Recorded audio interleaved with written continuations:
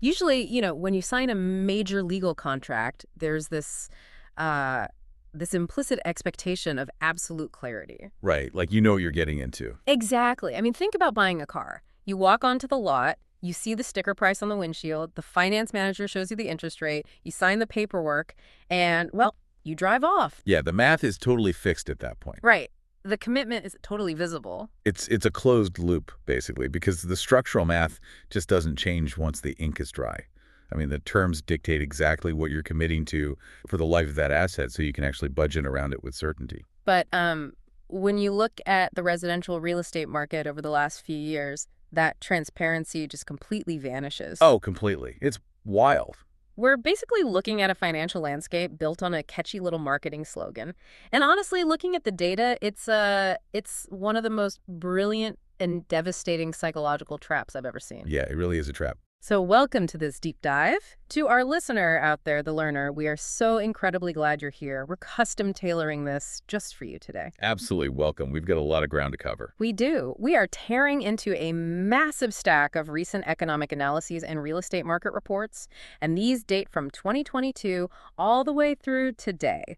Thursday, May 21, 2026. And our mission for this deep dive is actually really specific, right? Very specific. We are deconstructing that phrase that drove, hundreds of thousands of your biggest financial decisions. The phrase is, date the rate, marry the house. Ugh, that phrase. We really need to uncover the hidden bets buried inside that specific slogan. Because there are a lot of them. So many.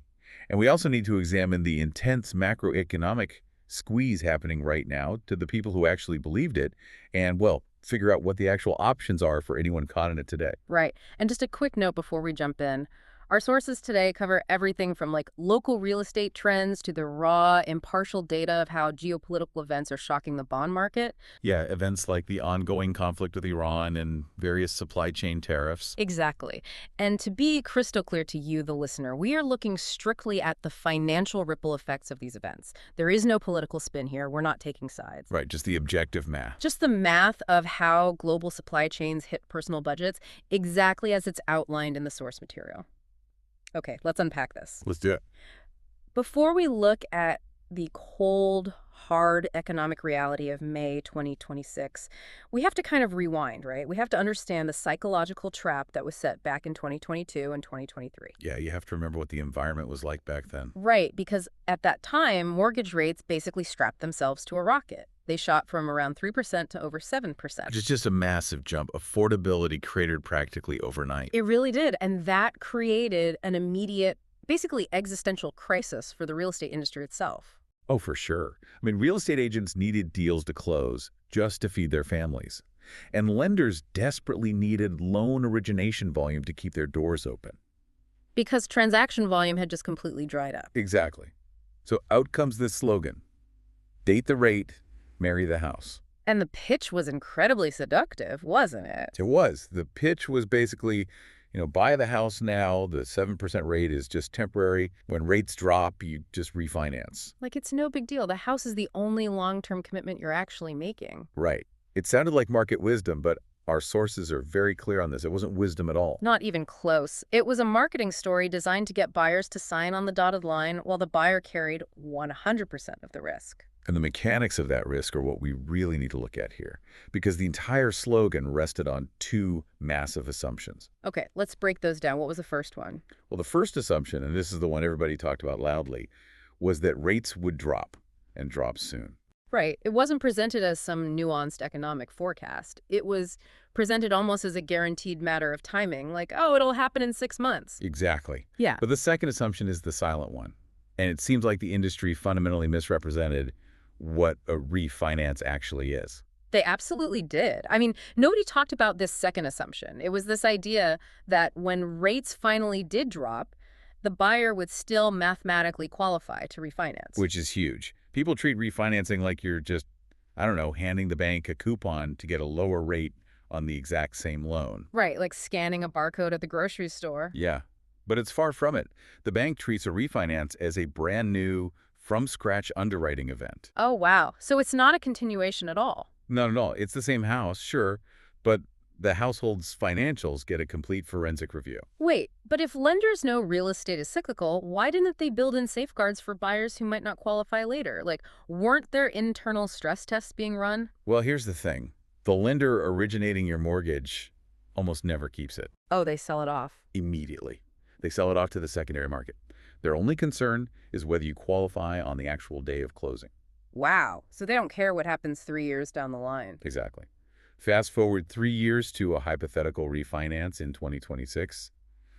The bank is going to look at your debt-to-income ratio, or DTI. And just to clarify for the listener, that's where they take your gross monthly income and divide it by all your monthly debt obligations, right? You got it. But over 36 months, life happens. That same buyer might now have a much higher car payment. Or their student loans are suddenly back on their credit report. Yeah, or maybe they had a child and took on massive childcare costs. If your debts go up, or, even if your income just stagnates, your DTI spikes. And what happens if it spikes too high? If it crosses a certain threshold, usually around 43 to 50% depending on the loan, the bank flat out denies the refinance. No matter how much the interest rate has dropped. No matter what. You could be looking at a 4% rate and they'll say no. Man, it's like a bait and switch, where a bouncer lets you into an exclusive club, but tells you that to stay inside 3 years later, you have to reapply at the door. That's a great way to put it. Except now you're exhausted, you're carrying way more baggage, and the entry requirements just got stricter. I mean, think about your own life for a second. How much can your financial picture change in 36 months? Drastically. A buyer in 2023 who stretched their budget to buy at 7.25% was already sitting at the very edge of what the bank would allow for their DTI. Right. They were maxed out from day one. Exactly. So 3 years of relentless cost of living pressure pushes them right over that edge. The dark irony here is that the buyer who needs the refinance the absolute most. Is the buyer mathematically least likely to qualify for it in 2026? Precisely. Which brings us to the collision between what buyers expected and what the financial markets actually did. Right, because if the whole slogan relied on rates dropping, we really need to look at the numbers. Let's talk about the expectation gap. Yeah, let's look at what happened earlier this year. In late February of this year, 2026, there was a brief, I think roughly 3-week window where mortgage rates actually dipped down to 5.98%. They did. But the data shows most of the rate buyers didn't move. They just sat there. Wait, why? Wasn't that the drop they were waiting for? Well, it comes down to psychological anchoring. The slogan didn't explicitly promise a return to a 3% rate, but the implication, the vibe, was that rates would return to the normal of 2021. So anything starting with a 5 or a 6 wasn't good enough. Right. So when the rate dropped from 7.25 down to roughly 6%, it didn't feel like a promise being honored. To them, it felt like a downgrade. So they held off, just waiting for the massive relief they felt they were owed. And then the window slammed shut. Yeah. The bond market completely reversed course. What's fascinating here is, well, what the bond market was screaming all along to anyone paying attention. Yeah, explain that, because people don't always connect the bond market to their mortgage. To understand this, we have to look at how mortgage rates are actually created. Because banks don't just, make up a mortgage rate out of thin air. Right. They base it on the yield of the 10-year and 30-year U.S. Treasury bonds. Exactly. Investors constantly choose between buying ultra-safe government Treasury bonds or buying mortgage-backed securities, which are basically bundles of home loans. So they're directly competing for the exact same investor dollars. Precisely. If the U.S. government has to pay a higher interest rate on its Treasury bonds to attract investors, then the mortgage market has to offer an even higher rate to compensate for the added risk that a homeowner might default. Because a homeowner is inherently riskier than the U.S. government. Right. And what drives Treasury yields up? Inflation. And we had a massive spike in that. We did. Driven by the massive energy shock from the geopolitical conflict with Iran, April inflation came in really hot at 3.8%. Yeah. The bond market violently repriced to account for that inflation risk. It was a huge shift. By yesterday, May 20, 2026, the 30-year Treasury hit 5.19%. And for context for you listening, that is the highest level since July 2007. Right in the middle of the housing crisis era. Yeah. And as a direct result of those Treasury yields spiking, consumer mortgage rates instantly climbed right back to 6.58%. But, the energy shock from Iran is just the immediate trigger, right? Right. The broader picture is that the bond market is pricing in structural, long-term supply shocks. We're talking about the compounding effects of new supply chain tariffs, ongoing geopolitical disruptions, and persistent labor shortages that are keeping wages and therefore prices high. So the bond market is essentially declaring that the era of cheap, perfectly stable global supply chains is completely over. It's totally done. Ah. The CME FedWatch tool, which tracks where investor money is actually moving, now shows a 30% probability of the Fed actually raising rates again by the end of this year. Wait, raising them, not cutting. Raising them. Yeah. With 0 rate cuts priced in through all of 2027. Wow. So when these buyers casually bet that rates would drop back to 3%, they were inadvertently making a massive macroeconomic bet against an entire decade of structural global changes. Yeah, a bet they didn't even know they were making. And the metaphor they were sold completely inverted on them. Walk me through that inversion because I think that's a brilliant way to look at it. Well, the slogan said the relationship with the rate was supposed to be casual, right? A date. Right. And the commitment was to the house, the marriage. But the math played out in absolute reverse. The rate actually became the marriage. Oh, wow. Because it's locked in. It is a rigid 30-year locked commitment that dictates every single aspect of their monthly cash flow. It does not budge. And the house. The house became the trap. It anchors them to a specific property and a specific payment. They can't easily change their commute. They can't move to a cheaper school district. They can't downsize their square footage. So every other expense in their life is fluctuating, but the one lever they cannot adjust is the one the slogan explicitly told them was temporary. Exactly.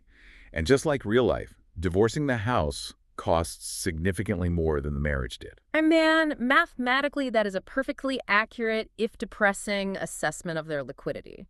And to really understand the severity of that trap, we have to look at the cohort actually caught in it. Demographically speaking. Right. The buyers who acted on this advice in 2022 and 2023 were overwhelmingly millennials. And their adult financial conditioning has been, well, historically bizarre. Bizarre because they've never experienced a sustained high-rate environment before. Beyond just interest rates, think about their entire financial timeline. They were kids or teenagers during the 2008 recession, so they didn't personally absorb the trauma of losing jobs or facing foreclosure. Right. They watched it happen to their parents, maybe, but they didn't carry the mortgages. Exactly. Their prime adult earning years began in an era of zero interest rates, astronomical asset appreciation, and incredibly low inflation. And then COVID hit. And what should have been a massive, painful economic stress test was met with a once-in-a-lifetime government intervention. I mean, stimulus checks, blanket loan forbearance, a work-from-home boom that heavily favored knowledge workers. So they learned a really dangerous lesson. They were conditioned to believe that when things get tough, the system actively steps in to rescue you. And that asset prices naturally just keep going up forever. Yeah, they mistook a single, highly unusual historical anomaly for a permanent law of nature, and the bond market today is officially declaring that anomaly over. Which brings us to the multi-front squeeze they are experiencing right now in May 2026. Because with that macroeconomic escape hatch basically locked shut, the pressure inside these homes is immense. It's suffocating. I want to look at this not just as a list of statistics, but as a narrative of a household's cash flow bottleneck. Yeah, let's ground this in reality. Imagine waking up in one of these homes today. You stretch to pay the mortgage, expecting that to be your only major pain point. But then you walk out to the driveway. The average new car payment is now in the high 700s per month. Which is up roughly 40% from 2019, by the way. Right. And you have to drive that car to work using gasoline that, as of April 2026, is up 28.4% year over year. And if you heat your home with fuel oil, that's up 54.3%. Then you drop your kids off at daycare. In suburban areas like Pennsylvania, for example, it's now standard to see childcare costs of $1,500 to $2,500 per month per child. Per child. That's effectively another mortgage. It is. Then you buy groceries. Food at home went up 0.7% in a single month recently, which is the biggest jump since August 2022. And don't forget what's waiting for you in the mail. Oh, the student loan bill. Yep. The one that resumed in October 2023 after 3 years of pandemic forbearance. It's eating up hundreds of dollars that literally were not factored into your budget when you signed the mortgage. All of these costs are compounding simultaneously. The structural fragility of a two-kid household carrying modern childcare costs, plus a 7% mortgage, plus reinstated student loans. I mean, it's a cash flow bottleneck that previous generations simply did not face in the same mathematical way. And they're carrying this load while watching AI actively threaten the stability of the knowledge worker jobs that fund the entire operation. Exactly. Here's where it gets really interesting, because all of this macroeconomic data doesn't just live on a spreadsheet. No, it lives in the house. Right. I want you to imagine the kitchen table conversation happening in these homes tonight. When the monthly payment is tighter than expected, month after agonizing month, financial pressure mutates into relationship pressure. It manifests in bitter arguments over, like, a $40 takeout order. Exactly. The unified excitement of "we bought a house" slowly warps into a resentful "you wanted this." A mortgage is effectively a 30-year contract with the person sitting across the table from you, and the slogan completely ignored the human collateral damage of a broken financial promise. And the broader polling data reflects that exact intense anxiety. I mean, a CNN poll from just this month, May 2026, shows 76% of Americans cite the cost of living as their absolute biggest economic concern. 76%, that's massive. It is. A survey from January found that 92% of Americans had to actively cut back on spending, and 49% had to dip into their savings just to stay afloat. And only 12% say their wages have actually kept pace with inflation. So if the pressure at the kitchen table is practically unbearable, what are the actual levers these buyers can pull today? Let's aggressively test the solutions the real estate industry likes to peddle to these buyers and look at why they largely fail the people who are actually squeezed. Yeah, let's go through them, because first you constantly hear agents say, just recast the mortgage. Right, recast. What is that exactly? A recast is when you give the bank a large lump sum of cash to apply to the principal, and they re-amortize the loan to lower your monthly payment without actually changing the interest rate. Sounds great in theory. In theory, sure. The fatal flaw is that it requires tens of thousands of dollars in liquid cash. Which these buyers do not have. Exactly. The buyer who stretched their DTI to the absolute limit in 2023 and has been bleeding savings to cover inflation ever since does not have 50 grand sitting in a checking account. It is a tool for the affluent, not the squeezed. Okay, fair enough. What about the advice to just file a property tax appeal to lower your monthly escrow payment? I see that one all the time. Totally useless in markets that have exploded in value. In places like Chester, Delaware, and Newcastle counties, home appreciation jumped 50 to 70% in just 5 years. Wow, 50 to 70%. Yeah, so the tax assessment is fully supported by the actual market value of the home. The county will just look at your appeal, look at the comps, and deny it. What about insurance? You can try shopping for new homeowners insurance, sure. You might save $200 a year. But it's not fixing the structural math of a broken budget. And then there's the push toward ARM's adjustable rate mortgages. Lenders are now saying, oh, just refinance into a 51 ARM to get a lower rate today. But that is literally the exact same bet as date the rate, just wearing a different hat. You get a slightly lower rate now, but you take on massive reset risk down the line, betting the economy will magically fix itself before the rate adjusts upward. Which is how we got into this mess. Right. Okay, so if you can't tweak the edges, what about pulling the ripcord? What if you just sell the house and reset? Our sources show why that's not a silver bullet either. The math of selling only works if renting a comparable property is meaningfully cheaper than your current mortgage. And for most of these buyers, it isn't. I mean, a $500,000 house bought at 7.25% costs about $3,500 to $4,000 a month. And renting a comparable home in those same markets is running $3,200 to $4,500. So you aren't really saving anything.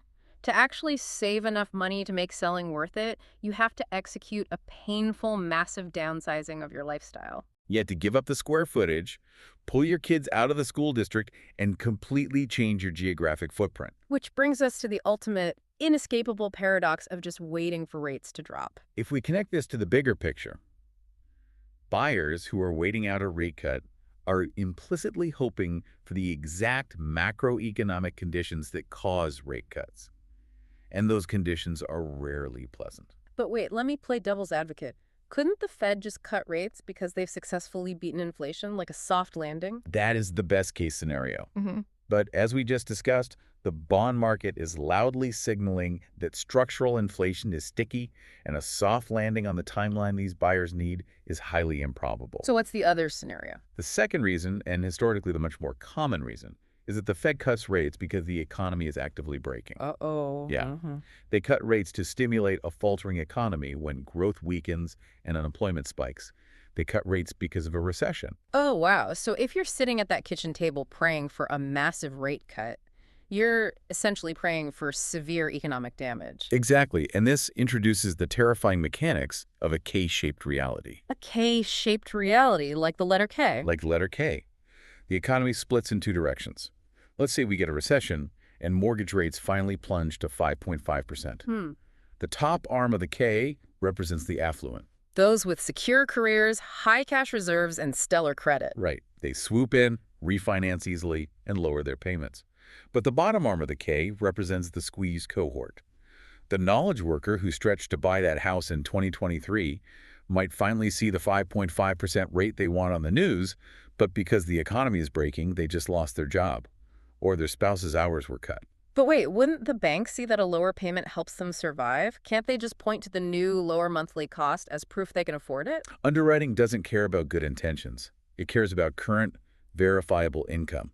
If you are unemployed or your income is dropped, your DTI spikes. And they deny the refinance. Exactly. Furthermore, during a recession, banks get spooked. They tighten their lending standards across the board. So the squeezed cohort, the ones who desperately need the relief, get the rate cuts in name only because they can no longer access the credit required to utilize them. That is brutal. We've explored the trap, we've explored the compounding squeeze of inflation, and we've seen how the escape hatches are basically bricked over. So, to wrap this up, we have to ask, why wasn't the buyer explicitly warned about this worst-case scenario before they signed, and what should we learn from this? It comes down to a fundamental structural flaw in the real estate industry, a massive fiduciary void. Explain that. Real estate agents and mortgage lenders are paid at closing. Their entire information ecosystem, their training, and their incentives are designed to maximize the number of closings. They just need to get you to the finish line. Yes. They have absolutely no legal or fiduciary duty to run the unfavorable post-closing scenarios for you. Nobody was required to sit the buyer down and ask, what happens to your marriage and your cash flow if you mathematically cannot refinance in 3 years? And the tragic reality is, the buyer sitting in 2026 who desperately needs honest, strategic advice is no longer profitable for the industry to advise. The sources offer a framework that should have completely replaced the slogan from day one. Forget date the rate. It should be the 5-year carry test. The 5-year carry test. I like the sound of that. It's a simple, brutal math equation. Yeah. Can you carry this exact payment at this exact interest rate with absolutely no refinance for 5 years and still comfortably live your life? And if the answer is no, do not sign the contract. The rate is the permanent baseline. If you eventually get to refinance, that should be viewed as an unexpected lottery winning, not the structural foundation of your household survival. it completely inverts the psychology of the purchase. You make the rate permanent in your mind, and you make the refinance optional. So what does this all mean? If you, the listener, or someone you know is in this squeezed cohort right now, the sources are clear.